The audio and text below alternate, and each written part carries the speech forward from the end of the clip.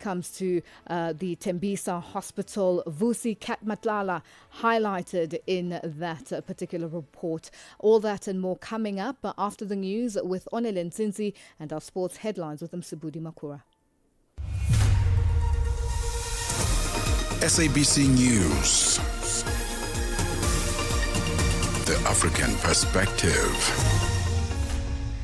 Thank you, Lulu, and greetings to our listeners. Cameroon goes to the polls in 2 weeks after presidential campaigns officially kicked off at the weekend. 12 candidates are in the running for the 12 October polls. The vote will determine the future of incumbent Paul Biya, who's been in power for 43 years. The 92-year-old Biya launched his campaign by posting AI-generated video on his official platform X, handled to market himself. His former ally, Bello Pauba Maigari, has put his name in the hat for the throne. The ex-tourism minister launched his campaign with a rally in Daula. The Maigari told supporters to monitor the vote counting process and reject fraud. He says real change will come from the people. During the event, Maigari presented two presidential candidates, Atekiseta Carson and Akere Muna, who have withdrawn from the race and formed a coalition with him. Political analyst in South Africa, Professor Begim Gomezulu, says the decision to disband the political killings task team in the KwaZulu-Natal province was a bad move. This follows the warning of political violence ahead of the 2026 local government elections by the director of KZN National Prosecuting Authority, Elaine Harrison. Harrison gave testimony at the Madlanga Commission of Inquiry last Friday. Gomezulu believes that the task team was effective and stressed that this decision could lead to the rise of more political killings in the province. The decision to dissolve the task team in KwaZulu-Natal was not a correct one, let alone how it was done. Disbanding this particular task team at the time when the country is preparing for the local government election was in fact unwarranted. Then we can talk about the internal processes that they were supposed to follow, which I would not venture into. But the decision itself, in my view, was not a correct one because the task team was effective, and then to disband it meant that you left politicians vulnerable, more especially on the eve of an election.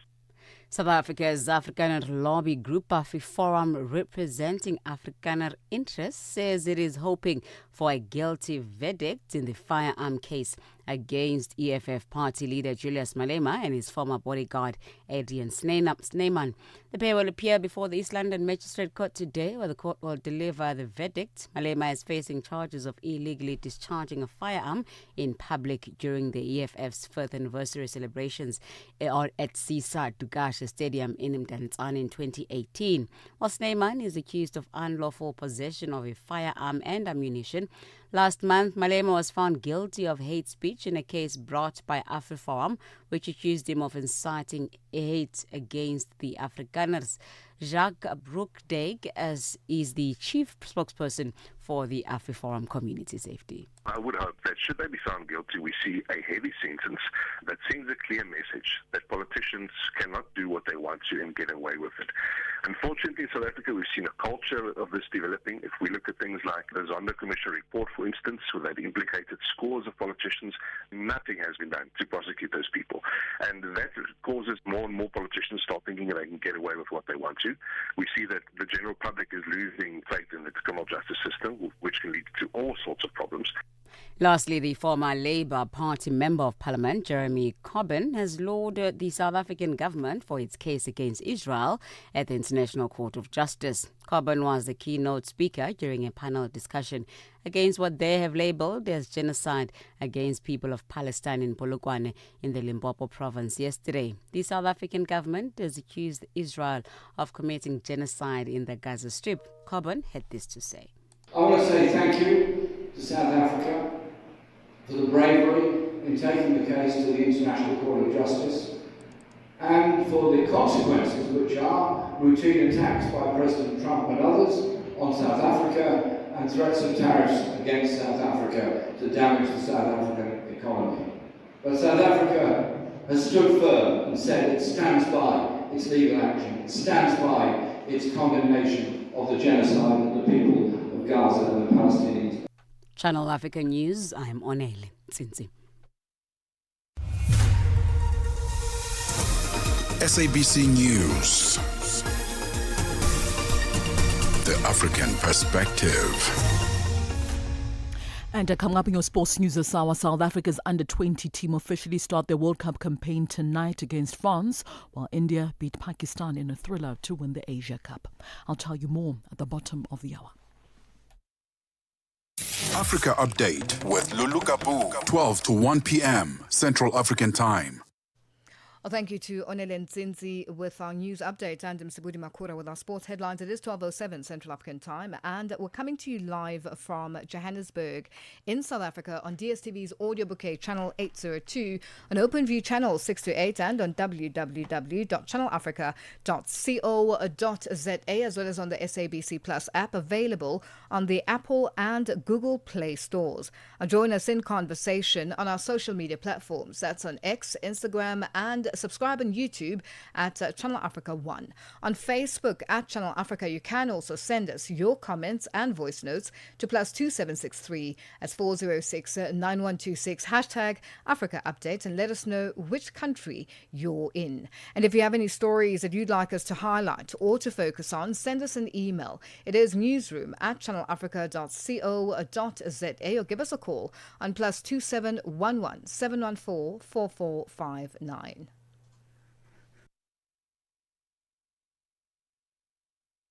Tune in and turn up the volume. This is Channel Africa. South Africa has invited Nigeria to host a G20 event in its capital, Abuja. The invitation was extended by South Africa's Minister of International Relations and Cooperation, Ronald Lamula, to his Nigerian counterpart as part of preparations for the G20 Leaders Summit scheduled for November in Johannesburg. The summit brings together 19 countries along with the European Union and the African Union. Nigeria's High Commissioner to South Africa, Alexander Timitope Ajayi, says the gesture reflects deepening cooperation between Africa's two largest economies. It's quite significant for us. You know, I want to start from the point that when my president was here last year, it's one of the cardinal message he dropped with His Excellency President Cyril Ramaphosa, that he wants to see Nigeria join South Africa in the G20. You know, as a continent, if you look at continent of Africa, you will know that it's more like what we call a settled matter, that we should have more than one country in the G20. You understand? Because look at the size of the continent, you look at the size of the economy of some of the countries in the continent. You pick South Africa and Nigeria. We are the two leading economies in the continent. So it's a vision for my president that I want to see Nigeria in the G20, and that is why the mission took it from that point and work hard in order to put that event in Nigeria, which will be coming up between the 22nd and 23rd October in Abuja, which is high-level G20 meeting on industrialization and agriculture. For us, we serve as one important event to signpost Nigeria as a potential G20 member. You know, to put it out there that we are prepared, we are ready. You recall that sometimes this year we rebase our economy. Nigerian economy was rebased, which now made it more larger than what it was previously. At least from the statistics that Nigerian economy is now 30% larger than what it was in. So that is a success story for us to take to the G20. Ambassador, what are some of the key priorities that you're advocating for as Nigeria? We're going to use it as much as possible to complement South African presidency, to ensure that we sound it to the global world that the continent has come of age to have more than one country in the G20, and also to position Nigeria favorably in terms of G20, because you recall that this period we mark the end of the cycle of the G20 presidency. completing with the South African presidency, we end the first cycle of presidency. So in the next cycle, South Africa is expected to, will be expected to present a report to the Leaders Summit in November. So in that report, to ensure that Abuja meeting is well amplified and the contribution made in terms of positioning Nigeria. In terms of our preparation, I can tell you that we are very prepared. The series of meetings have been going on between the South African side and Nigerian side. And we are right now, today, I can confirm to you that my minister will be meeting also the South African minister on the sideline of the hunger. That was Nigeria's High Commissioner to South Africa, Alexander Timitope Ajayi, speaking to Channel Africa's economics reporter in Johannesburg. That's Innocent, ending that report. It is 12 after 12 Central African time, and we're coming to you live from Johannesburg in South Africa. Africa Update with Lulu Gaboo, 12 to 1 p.m. Central African time. The government of Namibia has sent helicopters and hundreds of soldiers to battle a fire that has ravaged a third of the country's key nature reserve. Etosha National Park is one of the region's top tourist attractions, known for its vast salt pan that can be seen from space. Now, it is also home to critically endangered black rhinos. The fire reportedly broke out last week at a charcoal production facility outside the park's borders. In the past week, the blaze has spread into the park, killing at least 9 antelope and destroying wildlife habitats. And for more on this, we are joined on the line by a freelance journalist in Windhoek in Namibia.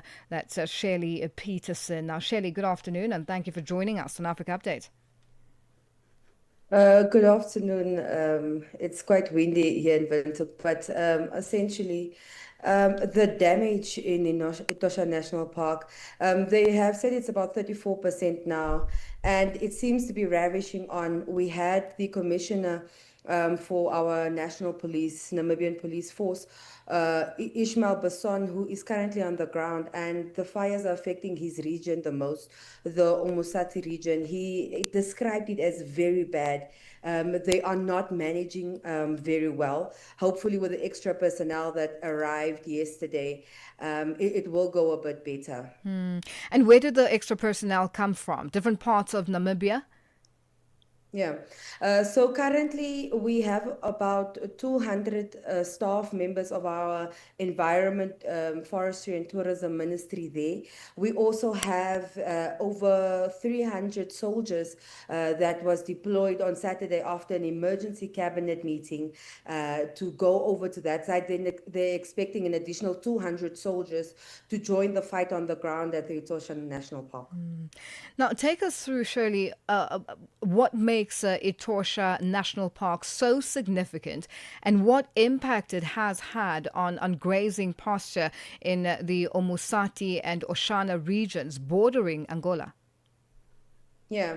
Well, the Etosha National Park, as you said, it's home to one of the most biodiverse animals or range of animals, also plants and other greenery. It brings in about, if I can say, Namibian dollars, which is 1-to-1 to South African dollars. Annually, we get in about 40 million Namibian dollars in from the Etosha National Park. So it's quite precious to us.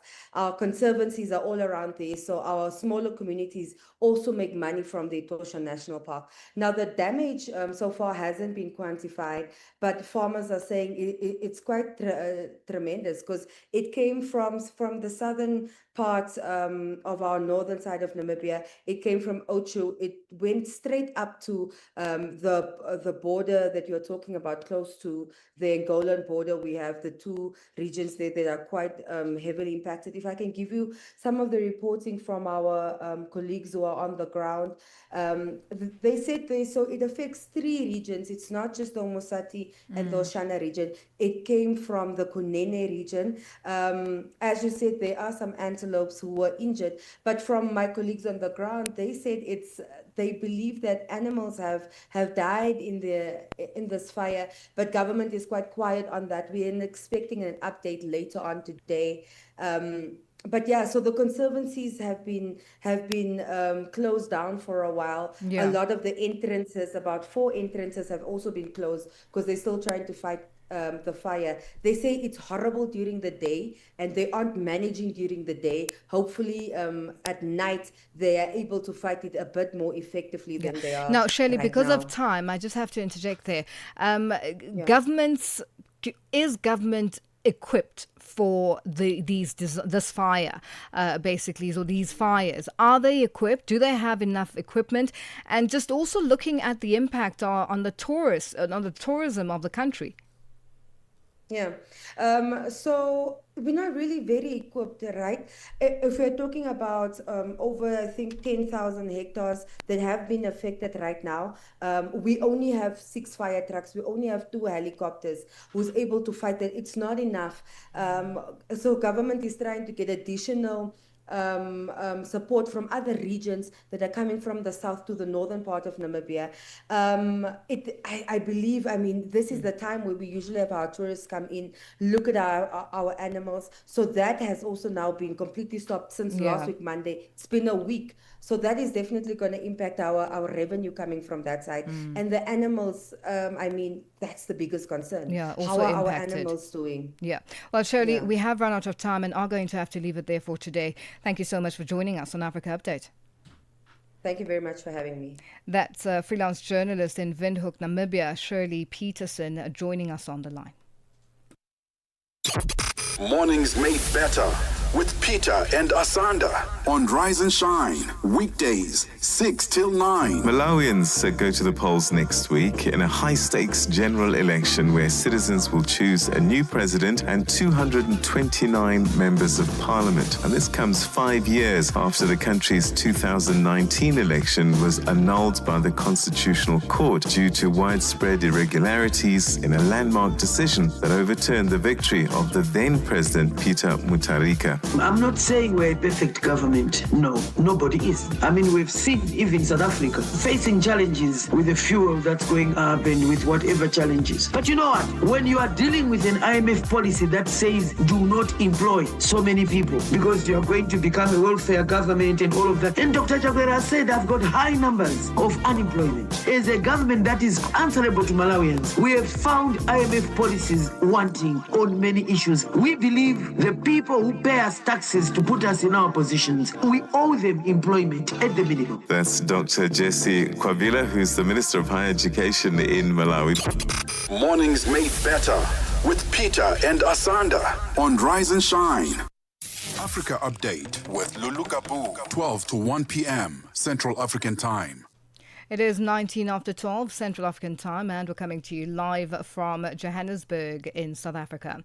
Our South Africa's Minister of Health, Dr. Aaron Motsoaledi, says that criminal syndicates would not have succeeded in looting funds at the Tembisa hospital if they did not have the backing of government employees. The health minister was responding to the Special Investigating Unit's report into corruption and maladministration at the Tembisa hospital. The SIU says about 2 billion rand has been lost to tender irregularities and fraud at the Tembisa hospital, and this could escalate as investigations continue.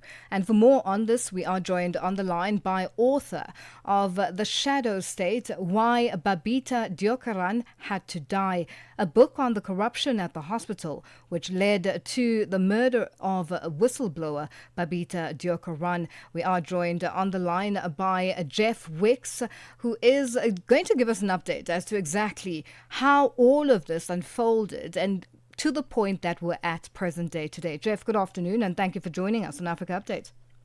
Good afternoon, Lulu. Thank you for having me.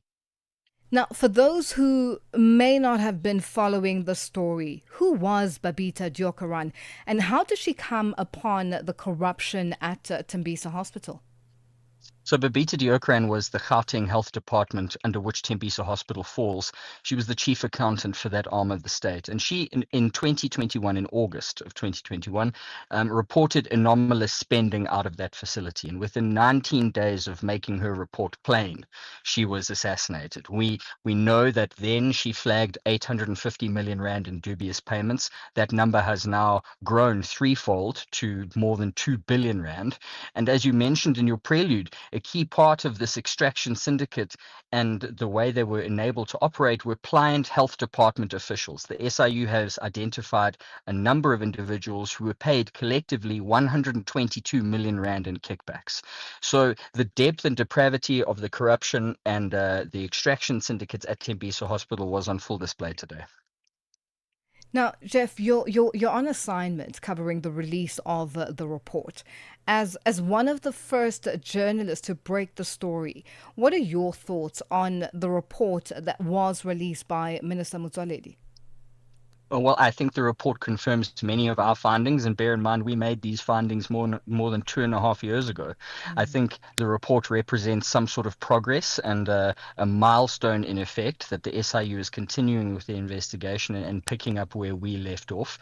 So that's heartening to know that something is being done. What gives me pause, however, is just acknowledging that this has been an investigation that has now run for 3 years and will likely run for many more years. Just understanding the scale and complexity of the thing. Now, what should distress all of us, especially in the South African context, is that if this was able to be executed with such devastating effect at one hospital, what is happening at the others? And I just want to highlight as well, you also just mentioned it very briefly, the fact that it took the SIU to put this report together, the investigation process, and yes, the investigations are continuing, but 2.5 years. Is that not too much time to ensure that there is accountability? Shouldn't the time be shortened in some way? Well, absolutely. In a just, sane world, yes, absolutely. The fact that it's taken this long, and the length of time taken to investigate complex matters is fluid. It's essentially how long is a piece of string. But what we must acknowledge is that the length of time taken to exact consequence for the individuals who divert public funds for their own benefit enables this culture of impunity and enables it to continue elsewhere. Do you think that there are going to be investigations into other public facilities where there may even still be a possibility of such happening? I should hope so, considering with our own investigation at News 24, we've already proven that the same syndicates operating at Tembisa Hospital were receiving payments from at least 5 other hospitals in Gauteng alone. So that tells you the reach of these networks, even though they haven't really been tracked outside of Tembisa Hospital by the SIU. And just looking at the family of Babita Deokaran, they've in the past expressed fury over the lack of accountability following her murder. Is the report now sort of speaking to any of that? No, certainly not. Accountability will be criminal charges and arrests. And it's been now 4 years since Babita's assassination, and we've seen a sum total of 0 arrests as regards the corruption that she first found. And just also the fact that Vusi Matlala is also highlighted and named as being one of the leaders or the heads of all this corruption that's unfolded. And he is behind bars. What do you think we're more than likely to see going forward? Well, I think Vusi Muzi certainly has a case to answer in respect of the procurement out of Tembisa Hospital. We know of at least one instance where he used fraudulent documents to get that money. So it's up to the SIU to now make that formalized in the form of evidence and to exact accountability. What it certainly should result in is further criminal charges for Mr. Matlala, who already has quite a count stacking up against him. Well, Jeff, it's been a pleasure. Let's leave it there for today. Thank you for joining us on Africa Update. Thank you. Bye-bye. That's Jeff Wicks joining us there on the line, and he was just highlighting, the big story that has broken today with the SIU releasing a report with regards to the Tembisa Hospital and, how this hospital was used to siphon billions out of it. A lot unfolding on that front. It is 25 after 12 Central African time. Yo, listen up. Check it out. Channel Africa is taking the digital game higher. Check it out. We are taking our digital platforms to the next level for you, our loyal listeners. You know where we at, right? New website, a fresh new app, and they're on fire. Anytime, anywhere listening, Channel Africa brings the African sound to you. It's the bomb, yo. Stay locked. The future is crystal clear with us. Your new way to experience Channel Africa is almost here. Africa, stand tall and get ready. Mix Vibration sur Channel Africa. Qu'est-ce qui vous a amené à dire ça? Est-ce que vous avez observé un certain nombre d'événements dans la vie? Est-ce que c'était par rapport à une expérience? Est-ce que vous avez rencontré des choses qui vous ont dit il faut de la patience, comme ça les choses vont venir au bon moment et les bons dieux pourra peut-être me visiter? Oui, c'était justement un conseil que le Seigneur m'a fait inspirer pour donner à son peuple, parce qu'il y a la plupart des gens, pendant que Dieu bénit les autres, ils pensent que Dieu les a oubliés, et pendant que Dieu ouvre pour les autres, ils pensent que peut-être Dieu n'a pas pu écouter leurs prières. Alors ce n'est pas le cas. Alors Dieu bénit tout un chacun de nous avec son temps. Donc le temps de Dieu est toujours le meilleur dans la vie de tout un chacun de nous. Mix Vibration tous les dimanches de 18h à 19h, temps universel. Ahoy, matey. Captain here to help, right, boys? Set sail with us on a digital voyage like no other. Channel Africa has a treasure trove of awesomeness. That is our website and social media pages.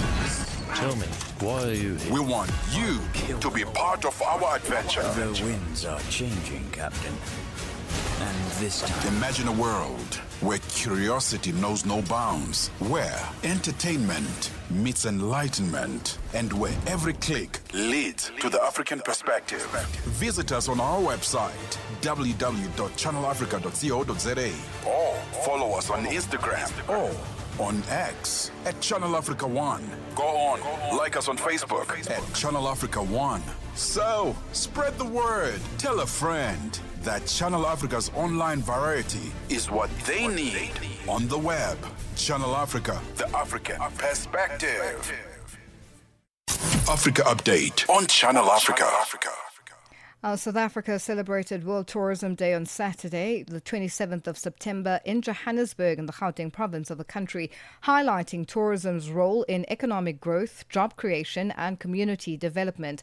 The 2025 theme, Tourism and Sustainable Transformation, reflects the global push for responsible and inclusive tourism. Channel Africa's Lebogang Mabang attended the event. The World Tourism Day celebrations in Johannesburg brought together government officials, industry leaders and members of the public to reflect on the role of tourism in South Africa's economy and society. The event included speeches from key figures highlighting the sector's growth, economic impact and potential for social transformation. Speaking at the event, Tourism Minister Patricia de Lille underscored tourism as more than leisure, describing it as a driver of jobs and sustainable transformation. Today we gather to affirm a truth that grows clearer each day. Tourism is not a side story. Tourism is an economic policy. It's a driver of jobs and pride of transformation that is sustainable and inclusive. So this year's theme of the United Nations, Tourism and Sustainable Transformation, it's more than just a slogan for us. It is a global imperative. The minister also highlighted recent growth in the tourism sector, both domestically and internationally. Just between January and July this year, the domestic trips increased, and we've seen a growth of over 14.8%, contributing 15.4 billion to our economy. Over the same period, the 6 months, we welcome more than 5 million international tourists who spent about 48.7 billion. These arrivals through our port of entries marks a 12% increase. Tourism's role in nation building was emphasized by Deputy Chief Justice Dunstan Mlambo, who linked it to constitutional values of sustainability, dignity, and equality. Our constitution embraces the principle of sustainability as well as dignity and equality. So when you include inclusivity and sustainability, this will guide our actions. Tourism will therefore become a powerful tool for nation building. The judiciary's commitment to upholding these constitutional values and rights is very important, and I can assure you as I'm standing here that we understand it. From a provincial perspective, Gauteng's MEC for Finance and Economic Development, Lebogang Maile, highlighted tourism's impact on the economy and society. We reaffirm Gauteng's commitment to building a tourism economy that is inclusive, future forward, and deeply rooted in the aspirations of our people. Tourism is more than travel. It is a finished product consumed at the point of experience. It is a feel-good industry, a national mood enhancer, and a powerful contributor to our happiness index. The celebrations in Johannesburg illustrated how tourism continues to drive economic growth, cultural pride, and sustainable development, reinforcing its position as a key sector for South Africa's future. Reporting for Channel Africa, I am Lebogang Mabange in Johannesburg, South Africa. Our news headlines up next with Onel Nsinzi. SABC News. Headlines. The African Perspective. Just 10 candidates will be competing in Cameroon's October 12th presidential election. This comes after two opposition representatives, widely seen as representing the voice of minority Anglophones in Cameroon, French-speaking majority nation, withdrew from the country's presidential race. The government of Namibia has sent helicopters and hundreds of soldiers to battle a fire that has ravaged a third of the country's key nature reserve. And the government of Kenya says its mission in Moscow has repatriated 3 citizens from Russia. This comes after the Foreign Affairs Ministry said it had reports of several Kenyans allegedly forced into Russian military and later captured in Ukraine. Channel Africa News, I am Onele Nsinzi. SABC News. Headlines. The African Perspective. Sports on Channel Africa. The African Perspective. And a very good afternoon from the sports desk. I am Musibudi Makura with the latest sports news. At the Sawa, so South Africa's under-20 men's national football team will open their World Cup campaign tonight against France in Group E. So earlier on this year, Amajita lifted the CAF Under-20 Africa Cup of Nations tournament for the very first time in history. Under head coach Raymond Mdaka, South Africa defeated Morocco in the final.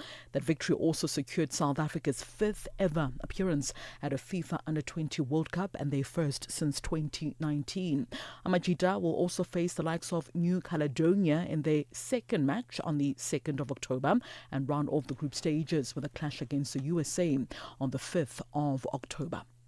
Meanwhile, Honour, the sponsors of South Africa's senior men's national football team, Bafana Bafana, are sending a group of supporters to the 2025 Africa Cup of Nations tournament in Morocco in December of this year. It is not only Bafana Bafana who will be benefiting from this deal, but other national teams as well, including Amajita. So this particular sponsor also paid for Amajita's camps before they departed for the FIFA Under-20 World Cup in Chile, including also their send-off function just last week. The company's CEO, Fred Zoe, says it's always important to put the players first in these kinds of relationships. As a partner for Bafana Bafana or Amagita, I think as a technology partners for them, I think from our side, we provide, let's say we give the Amagitas the handset, we give them the earbuds clip. So from their side, they can experience a very, let's say, innovation, cutting edge innovations from the, let's say, ecosystem. Right, still on football news now, top shots of Nigeria's Football Federation have apparently given up all hope of seeing the Super Eagles qualify for next year's FIFA World Cup, co-hosted by the USA, Canada as well as Mexico, as they're already talking about seeing the team win the Africa title in consolation. So the NFF Secretary General Mohamed Sanusi admitted that the World Cup qualifiers have not been smooth sailing for the Super Eagles. He, however, pleads with the Super Eagles to ensure they win the forthcoming Africa Cup of Nations tournament in Morocco this year. That the players are aware of what is at stake, the coaches are aware of what is at stake, and of course they know that we came second last time, and Nigeria expect that with what is happening to our World Cup qualifier, they expect nothing outside victory. And I believe on our own part, what we are supposed to do is create that enabling environment. We will continue to do that. On to cricket news now. India defeated Pakistan by 5 wickets in a tense final to retain the Asia Cup at the Dubai International Cricket Stadium on Sunday. It was the third meeting between the rivals at this year's tournament, and success for India earned them a 9th title. Now, both sides again refused to shake hands as they had in the two earlier in the two earlier encounters rather. Now, the India players did not reappear for the trophy presentation, and the Indian Cricket Board Secretary Javed Shekhar said later that the players refused to accept the winner's trophy from the Asia Cup Cricket Council. President Hoshin Naqvi, who is also the chairman of the Pakistan Cricket Board. Now, the two nations engaged in a brief military conflict in May of this year, which the India Prime Minister Narendra Modi referenced when congratulating the players on social media. Even before the conflict, the cricket teams would not face each other in neutral venues. And finally, in tennis news, Carlos Alcaraz marched into the semi-finals of the Japan Open with an imperious 6-2, 6-4 victory over Brandon Nakashima in Tokyo yesterday. Now, the Spanish top seed fired 39 winners and never faced a break point as he brushed aside the American, dismissing any lingering concerns about an ankle injury he sustained in the opening round of this year's tournament. Now, the world number 1 will face Norwegian 4th seed Casper Ruud in the semi-finals later on today as he aims for an 8th ATP title of an astonishing season. Elsewhere, Coco Gauff of the USA overcame more problems with her serve to edge past Leylah Fernandez in the 3rd round of the China Open in Beijing. Gauff will meet Swiss 15 seed Belinda Bencic in the last 16 of the WTA event on Tuesday. Well, that concludes your sports news this hour. For any sports stories you'd like to share with us, our email address is newsroom@channelafrica.co.za or call us on +27 11714 4459. I'm back with more sports news in the next hour. For Channel Africa Sport, I am Musibudi Makura. Sports on Channel Africa. The African perspective. Africa. It's time to plug into the heartbeat of the continent. Tune in to Channel Africa, your go-to radio station that broadcasts in 5 different languages. L'Afrique pour la journée nationale du Kabla hujaitwa kwa jina la Double K or more of our forests have been destroyed. Partido Africano da Independência da Guiné. See, Channel Africa represents every corner of this amazing land. From Lagos to Cape Town, Nairobi to Dakar, we've got you covered with the freshest news, music, and cultures. So, turn up the volume, feel the rhythm.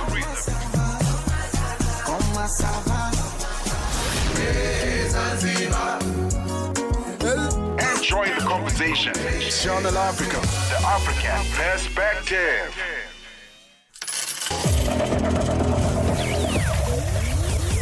Business news on Channel Africa.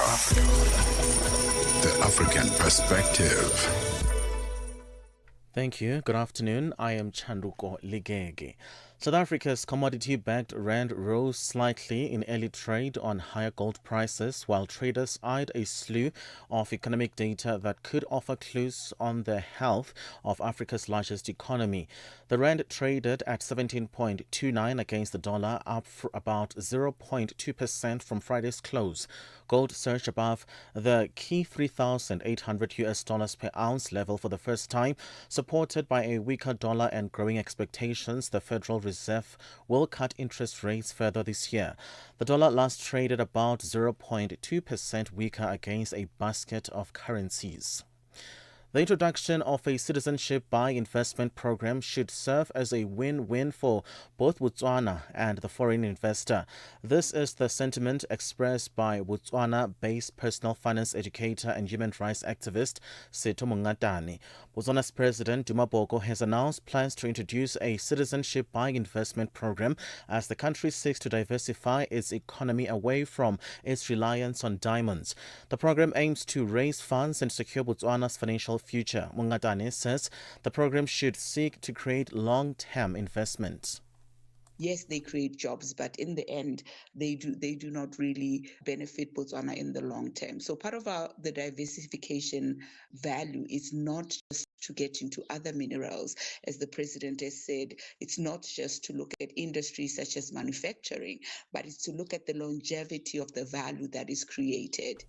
Malawi's President-elect Peter Mutharika has announced plans to engage the International Monetary Fund on the possible resumption of the extended credit facility once he takes office. Speaking from his Nyambadwe residence in Blantyre during his first public appearance since being declared winner of the 16th September presidential election by the Malawi Electoral Commission, Mutharika said that reviving the economy and strengthening the education, health and agriculture sectors will be key priorities for his administration.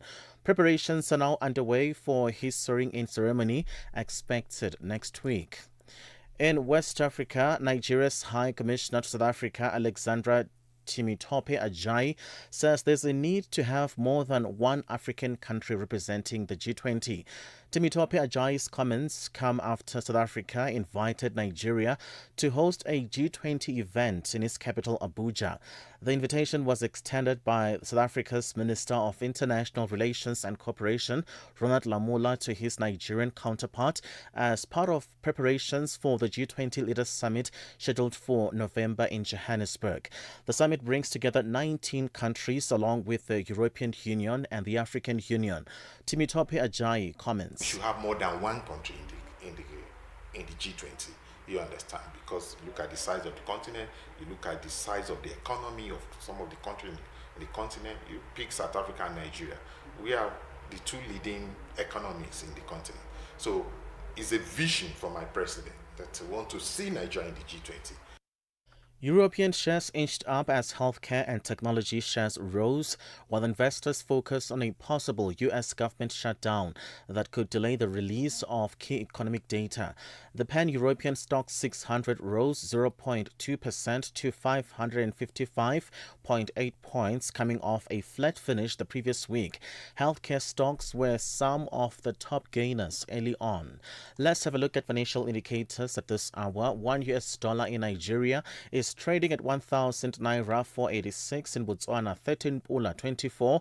Kenya, the dollar is 128 shilling 487. Zambia, 23 kwacha 16. BRICS countries, $1 in Brazil is at 5 real 34.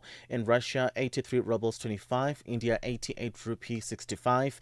China, 71.13. South Africa, 17 rand 32 cents. $1 is 74 pence to the British pound and 85 to the euro. Commodities, gold is at $3,817, platinum at $1,601 per ounce, the price of Brent crude oil at $69.32 a barrel. That is all for now. For any business stories you'd like to share with us, please send us an email, newsroom@channelafrica.co.za, or you can call us on +27 11 714 4459. For Channel Africa Business, I am Chanduko Ligege.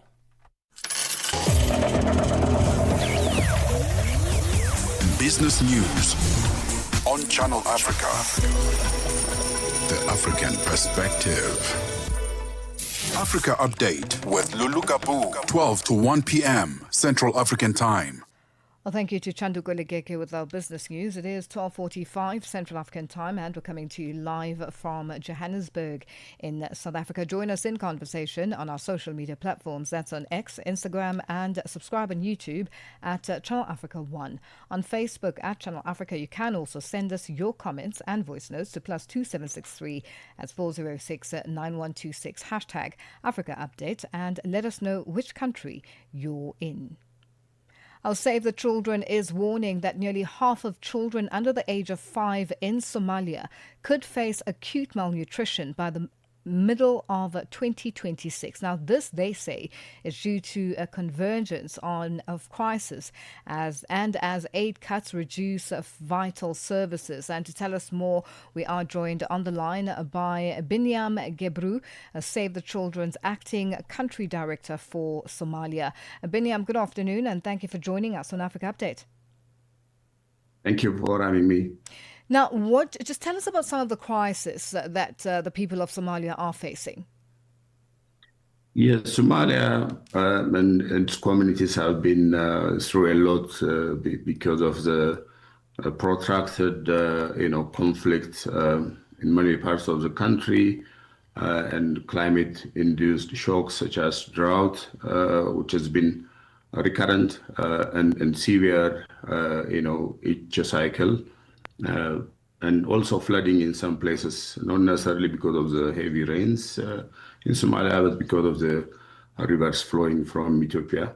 Now, this is coupled with the current high food price and the recent aid cuts, which have significantly affected health, nutrition, wash, which is sanitation services in Somalia. As several children alone, we had to close a third of the facility, over 100 of them, because of the aid cuts, and around 55,000 children who were coming to our nutrition centers to get treatment for nutrition have been also been denied because of the aid cut. So a combination of all this, both man-made as well as climate-induced shock, and but most significantly, the aid cut has contributed to increased food insecurity across the country. So we have around 3.4 million people who are food insecure now. That is likely to increase to 4.4 million, which is almost a fourth of the population. And in terms of impact on children, which is our biggest concern, that number would increase to 1.8 million from the current 1.7 thereabout, and that is literally half of the entire children of Somalia who will be malnourished. Now, apart from being malnourished, what Save the Children have reported already seeing more children at clinics. In what condition are these children coming in? So they come mostly in a bad condition, after their condition has deteriorated, because we have also stopped mobile services at the community level. So what it means is by the time they reach the facilities, they come in a very bad shape, and treating those children is not going to be cheap or easy, and there is a risk of course, further deterioration and death. And this is because we have also closed, over, I think, around 200 mobile units where we used to provide treatment for common illnesses such as pneumonia, diarrhea, malaria at a household level through community health workers. Because that is pulled out now, by the time they come to health facilities, they are bad. And also the malnutrition status deteriorates from moderate, for example, to severe states. And it takes a long time to treat. And this is now because of the funding cut. As I said, over 100 facilities have been closed, and they face a huge, risk of dying from commonly treated or, easily treatable illnesses plus malnutrition. Now, Binyam, Save the Children, you've sent out this warning, and what are you hoping will come from this warning? So hopefully, there will be humanitarian kind of look into this, not political, in terms of haircut.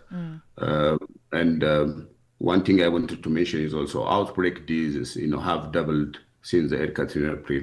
And we are seeing children dying from diphtheria, which was never reported, or, tenfold increase, for example, this year compared to last year. So this outbreak, illnesses such as cholera, other vaccine treatable illnesses have been, they have doubled in just 5 months because of interruption of immunization services. Yeah. So what bottom line is, we need a humanitarian support from donors, and we want to ensure that those facilities continue to provide services, including routine immunization. We can also do a acute catch-up campaign, immunization campaign at community level. Yeah. So the haircut is an issue. We want the money back because Somalia needs it, and climate, for example, which is a big issue. Somalia is not contributing that, or its contribution is insignificant, but that's what you need. Yeah. Well, Binyam, we have run out of time and are going to have to leave it there for today. Thank you for joining us on Africa Update. Thank you. That's so much for that. That's Lulu Gaboo, Save the Children's Acting Country Director for Somalia, ending that discussion. It is 12:51 Central African Time, and we're coming to you live from Johannesburg in South Africa. In this episode of Channel Africa Conversations, Peter talks to Dr. Tulisile Buddha, an academic, author, and an expert in indigenous knowledge systems. Join us for a compelling discussion on preserving African languages and traditions in the digital era. Dr. Tulisile unpacks the role of educators, explorers, and how technologies like AI can support cultural preservation, and challenges us to rethink how we honor African heritage. You can find the episode on YouTube, SABC Plus, and on our website, channelafrica.co.za. This episode is a must-listen for educators, creators, and change makers across the continent. Channel Africa, the African perspective.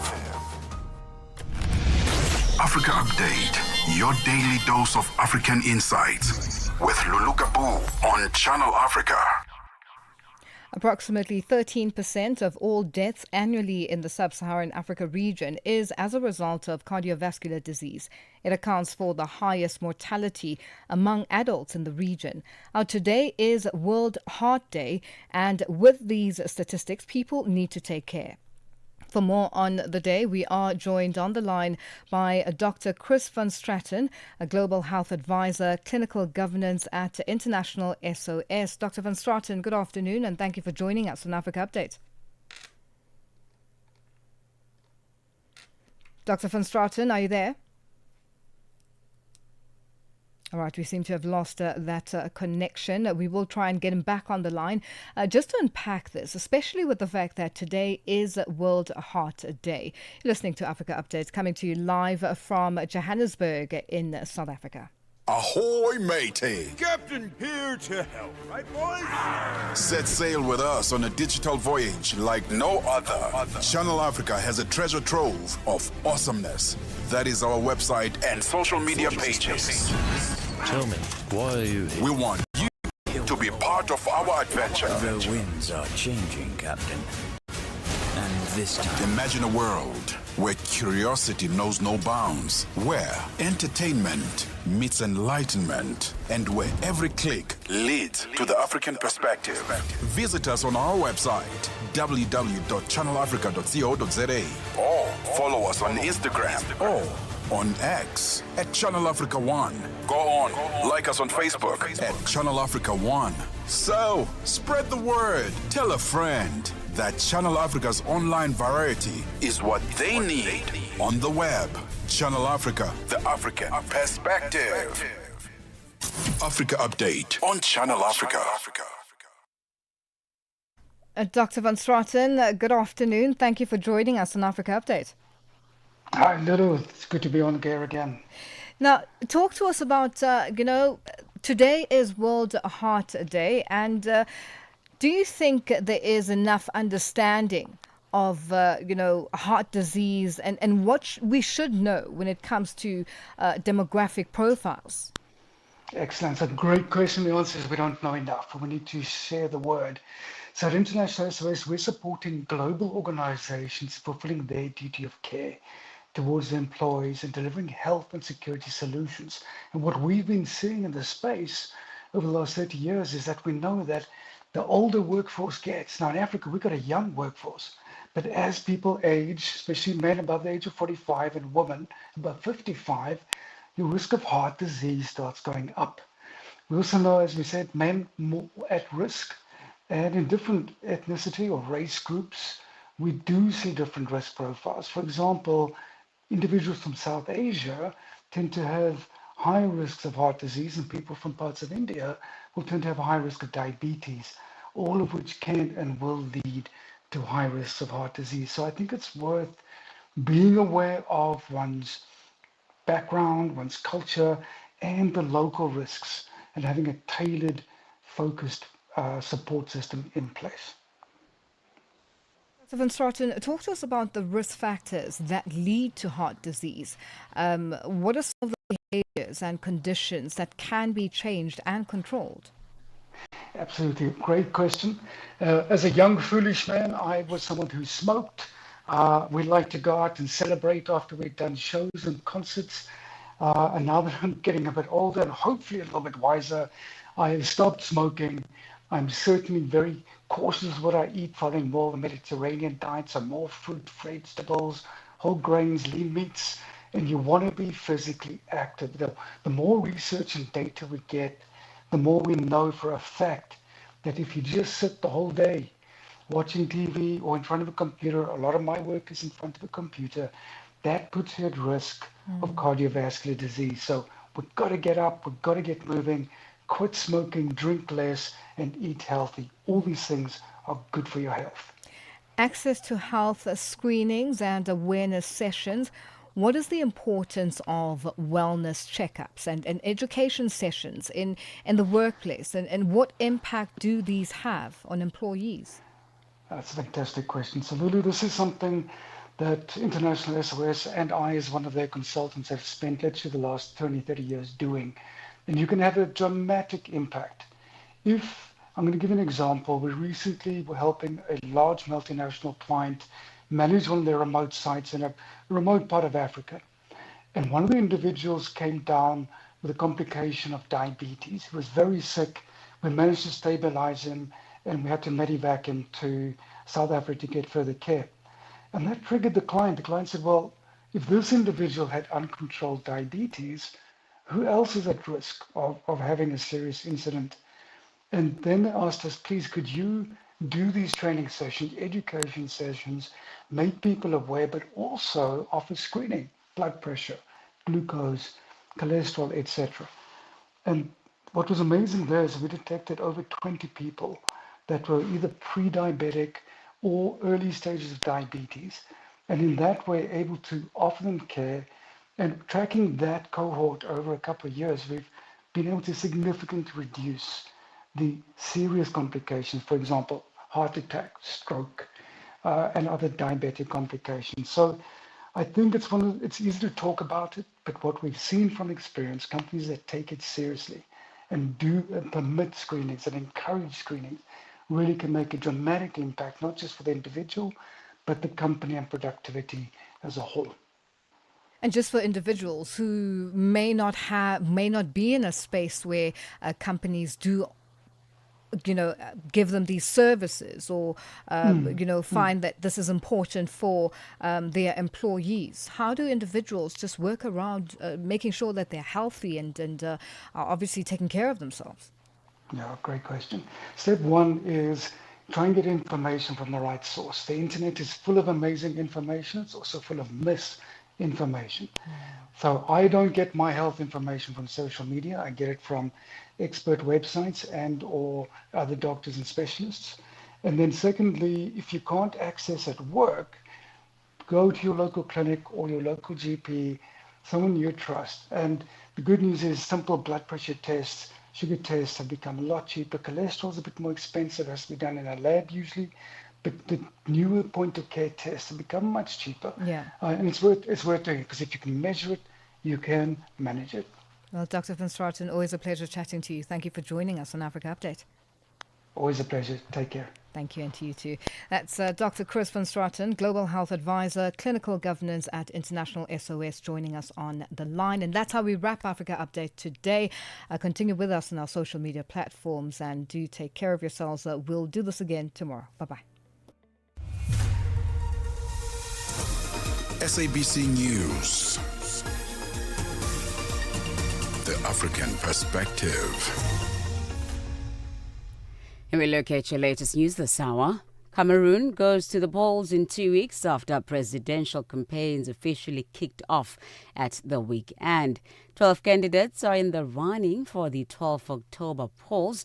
The vote will determine the future of incumbent Paul Biya, who's been in power for 43 years. His former ally Bello Magari has put his name in the hat for the throne.